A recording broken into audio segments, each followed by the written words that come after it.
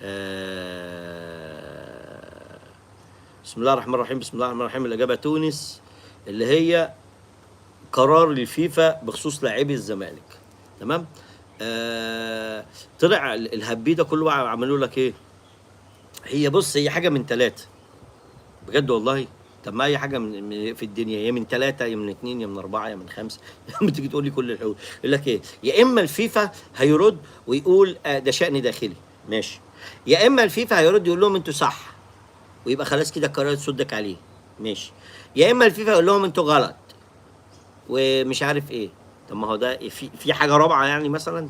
يعني انت بيطلع انت في حاجه رابعه؟ لا، انا اقول لك بقى القرار بتاع الفيفا دلوقتي اللي ايه، اللي هيصدر في خلال الكام ساعه اللي جايين، او اللي هيتم الاعلان عنه يعني تحديدا في خلال الكام ساعه الجايين. فيفا قالت لهم بمعنى فيما معناه كده يا جماعه ده شأن داخلي احنا مالناش علاقه بيه.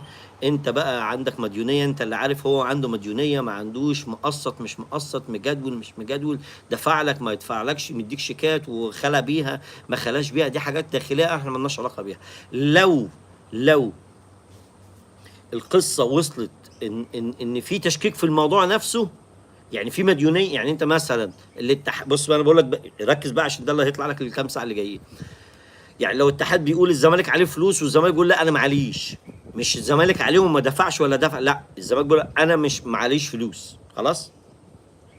يبقى الاتحاد بيقول الزمالك مثلا عليه 10 مليون والزمالك بيقول لا انا معليش ولا مليم، خلاص.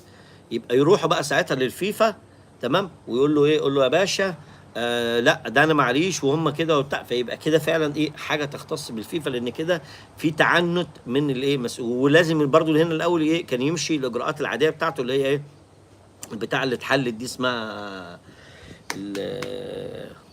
التسويه ديت، مركز التحكيم والتسويه اللي هم اتحلت دي، خلاص. فبما ان دي ما فيش، فممكن تتخطى الخطوه دي وتصعد للاتحاد، تشتكي الاتحاد نفسه، الاتحاد نفسه تشتكيه من، يعني تشتكيه هو ليه هو، تمام، وبناء عليه يتصعد، لان الاتحاد حتى هو اللي بعت للاتحاد الاتحاد للفيفا يقول لهم ايه، ردوا علينا في الموضوع، خلاص. يبقى دي يبقى دي واحده، تمام. تروح هناك انت تثبت ان انت معلكش مديونيه، هو يثبت ان عليك مديونيه، لو اثبت ان عليك مديونيه ممكن تخش في قصه تانية، طب تعالى بقى الرخصه ومش الرخصه واللي يبقى دي قصه. لكن ان هو الاتحاد الدولي الفيفا يقول لك انت عملت ما عملتش، طالما انت ما بتعملش ارجمنت على المديونيه نفسها. انت بقى هتيجي تقول لي لا اصل انا عليا مديونيه وكنت رايح ادفعها وهو ما رضيش ياخد، مش هيقتنع بالفيفا بالكلام ده اصلا، مش هيقبل ان انت يسمع لك. يعني انت عشان تقول له، مجرد تقول له ايه ده انا كنت رايح الاتحاد ادفع له فلوس ومعايا فلوس في شيكات، واقول له روح حصل لي من عند ام احمد ومن عند ام امير ومن عند ام اميره ومن عند ام علي وعند ام عليه ومش عارف ايه، روح لم انت فلوسك من بره من السوق، روح لم لي فلوسي من السوق. يقول لك عند ماما الكلام دوت، انتوا بقى ايه بتهرجوا وجايين تضيعوا وقتنا، حلوها مع نفسكم، خلاص. يبقى الفيفا قالت لهم كده بالحرف الواحد ده شأن داخلي، الفيفا ملوش علاقه بيها، لان ده انت في مديونيه هو ادرى بيها وانت ادرى باللي عليك، هو ادرى باللي ليه وانت ادرى باللي عليك، انت نفذت اللي عليك، خلاص. يبقى انت من حقك ايه، تلجأ للايه، للستبس القانونيه. انت طالما منفذ عندك النيه تنفذ، دي قصه تانية بقى، ده عند ماما بقى، دي عند ماما بقى، عندك النيه ولا في النيه بقى، ده عند ماما بقى هناك ايه. تبقى نشوف ان شاء الله ايه لما نحاول تعمل لك حله محشي كده، يمكن تغوص فيها يمكن تفهم الدنيا بتمشي ازاي. تطلع بقى تقول لي اصل انا رحت ودخلت الوزير بالتضامن السلبي وبالامتناع وبالبتنجان وباللحمه المفرومه وبالانبطاح وبالقلع وبالملع وبالهلع وبالكلام دوت، ده هناك بقى تبقوا برضو ايه مع نفسكم انتوا، تاخد الحكم اللي هتاخده ده لو خدت حكم يعني، تقول له تشرب ميته وتعمل بيه ايه، ممكن تعمل بيه مثلا ايه، تسقي بيه حته البطاطا اللي هناك دي كده، ها، بتعمل سماد حلو، يعني تعمل سماد حلو يعني. لكن كل ده يعني هرس على الفاضي. يا عم سيبك من الكلام ده يا عم. يا بص يا حسام، يا حسام، يبقى في فاسد بيمهد لفساده، خلاص. لما بيبقى في فاسد بيمهد لفساده، فريد، الفساد جاي منين؟ طلع خضري قال لك 6 وافقوا و2 رفضوا، مين اللي 2 رفضوا؟ قال لك النائب والرئيس، او الرئيس والنائب اللي هو يبقى جمال علام والدرندلي. خلاص. في قناه البليله قال لك اللي رفض النائب اللي هو الدرندلي، والراجل اللي هو اللي انت قلته ايهاب الكومي. خلاص. في حته ثالثه اللي رفض مش عارف ايه، هو عايز يديك في دماغك او يحط لك في دماغك كده. ما هو بص، لما بيجي يفسد في حاجه لازم اديك الاول ايه، عارف انت، اعمل لك هاله كده حواليها. عارف انت شغل اخواننا البعده اليهود، اللي هو يخش ياخد كل حاجه منك. خلاص. بعد كده ايه، هو عارف ان هو مثلا ملوش غير 10% منها، فيجي يفاوضك على 10% ليك. يعني هو عارف ان هو من ال 100% اللي خدها دي هو ليه 10 وانت ليك 90، فهو يقول لك لا، انا اللي هاخد 90 وانت اللي ليك 10، علشان لما تقعد ايه، فلو انت خدت 30 قشطه يا باشا. شفت يا ابني، ما شفت عملتها، ظبطتهم انا. وعمل يقول لك ايه، في 6 و2. طب بالعقل ذمه ودين، انت كده بالعقل كده، سيبك من اللي هم بيقولوه، وسيبك من هم هم مش يعني، هم حتى مش مقتنعين بالكذبه اللي بيكذبوها. بالعقل كده، لو في تصويت، انا دلوقتي احنا اهو كم واحد، 60 واحد ولا 70 واحد، خلاص عملنا تصويت، قلنا الاعلى، بناخد قرار نكمل البث ولا نوقف عشان الدنيا هتمطر والدنيا غيمت. خلاص. 50 واحد قالوا نكمل، و20 واحد قال لك لا، واحنا يعني خلاص اللي هو ايه، هناخد القرار بالاغلبيه. خلاص يبقى هنكمل. لكن يجي تقول لي ده 6 وافقوا و2 ما وافقوش، فكلام ال2 مشي على ال6. فبيمهدوا هم الايه، بيوجدوا لنفسهم افلام. يا عم انا بص، انا ما بقتنعش باحمد عباس ده بصراحه اصلا. يعني في ناس كتير بتهبط كتير، انا ما بحبش، انا ما بكشفهم انا في حاجات. فهو ايه، بيقول لك حاجه صح و200 حاجه غلط. كل برضه دخل الكلام على كهرباء، ودخل الكلام على مش عارف مين، ودخل الكلام على مين، وكل شويه بيغيروا في كلامهم، بيمشوا مع معطيات يعني اللي يحصل، يروح مطور ومجدد في كلامه ويخترع حاجه جديده. تلفق معايا ما تلفقش معايا. انا بقول لك القصه هترجع من من الفيفا، هيقول له ايه، ده شأن داخلي مالناش علاقه، ده شغل عيال، انت اللي عارف عليه مديونيه ولا معلهوش، دافع ولا مش دافع، هو عارف دافع ولا مش دافع. ويقول طبعا الزمالك هو اللي مقدم الشكوى. خلاص. طب في ضمن الاستفسار اللي ما حدش عايز يتكلم فيه، طب حال ليه بقى هو مش هيقدر يقول لك ده في الاعلام، خصوصا البليلاوي، ليه؟ لان لو وضح سؤاله وانت عرفت سؤاله، هتعرف ان هو عارف ان ممكن يحصل مصيبه بالنسبه له. اللي هي ايه كان السؤال يا باشا؟ اللي هي ايه يا ابن مصر؟ قال لهم طب حال اللعيبه ايه، نعمل مع اللعيبه ايه لو ما تأيدوش. ده السؤال اللي ما حدش عايز يتكلم فيه خالص، ما حدش قاله، ما حدش عايز يذكره، مخبيينه كده. نعمل ايه في اللعيبه لو ما تأيدوش؟ تمام. قال له اللعيبه ديت لو في اماكن في فرقها تاني، يعني مثلا بتاع اسوان ده لو في مكان لسه فاضي في فرقته، تمام، يرجع، ممكن افتح له الباب القيد استثنائي، يرجع اسوان تاني لو في مكان. ما لو ما فيش مكان خلاص هيحطه فين؟ تمام، يرجع اسوان تاني. تمام.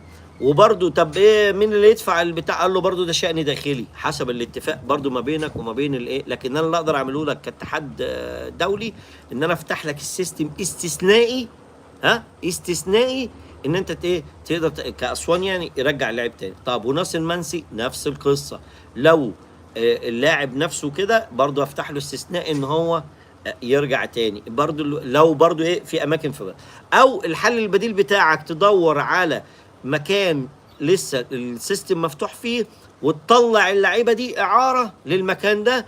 وبرضو انت اللي ممكن ايه برضو، يعني هو ايه الرد القانوني هو كده، لكن الرد البلدي اللي هو ما بينه وما بينك نصيحه، انت تحمل الراتب بتاعهم ال6 شهور دول وطلعهم اعاره لاي فريق. خلاص. حتى لو رجعوا فرقهم هيتحمل برضو الفلوس، لان في عقود ما بينه وما بين اللعيبه نفسها. خلاص. ده اللي احنا نقدر نعمله لك، نفتح لك ايه قيد استثنائي. لو هتطلع اعاره مش محتاج قيد استثنائي، هيطلع بره عادي ما فيش مشكله، لان في بعض الدول لسه مفتوح فيها قيد ما فيهاش مشكله. لكن لو هيرجعوا لانديتهم خلاص، او الحل الاخير خالص بقى اللي هو انت تسيبهم بقى فري خالص، فري خالص خالص مالص كده. تمام.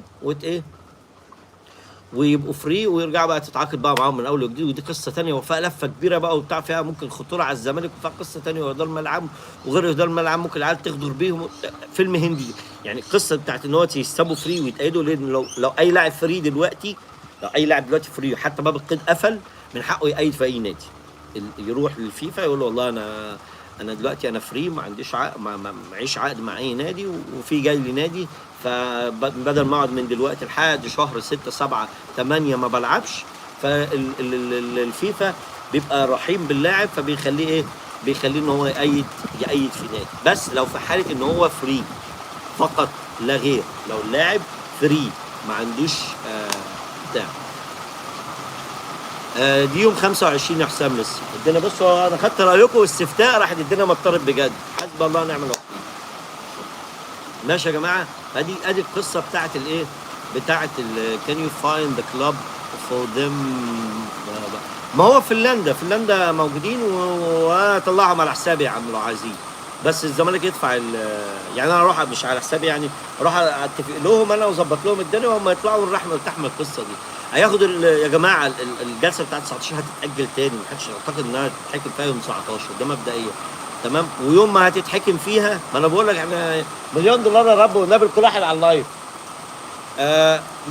مليون. لا مش اكتر من كده، احنا مش طماعين.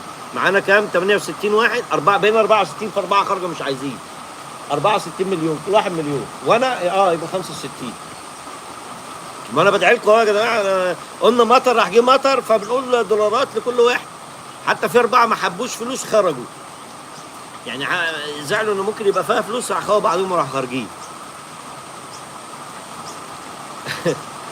حبيبي يا ابن مصر، حبيبي يا عم حسام. فده فقرين اللي خرجوا دول على فكره، والله العظيم جم ساعه الفلوس خرجوا. شوف قاعدين معانا طول اللايف، جم اول ما سمعوا فيها فلوس يا عم صلاح الدين راحوا خارجين. يا طب في عم صلاح برضو جه جديد اهوت، مليون دولار ده عم صلاح كمان والنبي. عاطف سيد منور يا عم عاطف، عليكم السلام ورحمه الله. عاطف لو لسه داخل مليون دولار ده عاطف كمان. تمام. يبقى دي القصه بتاعت اللعيبه. ما في اي حد بقى يخش بقى يهبد لك يا عم قادر انا في كوينزلاند. اي حد يخش يهبد لك بقى ويقول لك كان، يقول لك ماني، ويا اما يا تنتن يا تنتن. عمر ما الفيفا يقول لك قرار الاتحاد الكوره صح او غلط ولا مش عارف ايه. ليه؟ لانه ما عندوش الحيثيات، ما عندوش التفاصيل كلها، ما عندوش التفاصيل كلها. ما خلاص اتوقف مع بعض، ما عندوش اتحاد الكوره بتاع الفيفا يعني مش هيحكم فيها. انت بتستشيره، بتقول له ده اللي حصل، الناس عليها مديونيه ما دفعتش، خلاص المفروض تدفع بالطريقه اللي احنا محددينها اللي هي ايه؟ التحويل البنكي، ويجيب لي الايصال ويجي. ما عمليش كده، جاي لي بشيك بيقول لي ايه؟ روح لف انت على الناس وحصل. انا خدت منه شيكات قبل كده، قالوا لي ايه؟ طلعت مرفوضه. معايا؟ خدنا شيكات قبل كده طلعت مرفوضه، فكنا مجدولينه. فهو بقى عايز يدخل نفسه في قصه الغاء الرخصه، يصعد بقى، والمفروض بقى اتحاد الكوره يبقى عندهم دم ويصعدوا هم كمان. يا عم عاطف توقف عشان طلع مع كريم حسن شحاته. فاسده بقى هنشوف بقى، يعني هنشوف. خليهم اما نشوف هم هترسى معاهم على ايه. المهم في اي بقى استفسار تاني او اي سؤال او اي حاجه كده، في حاجه كده لسه ما قلناهاش نقولها لكم.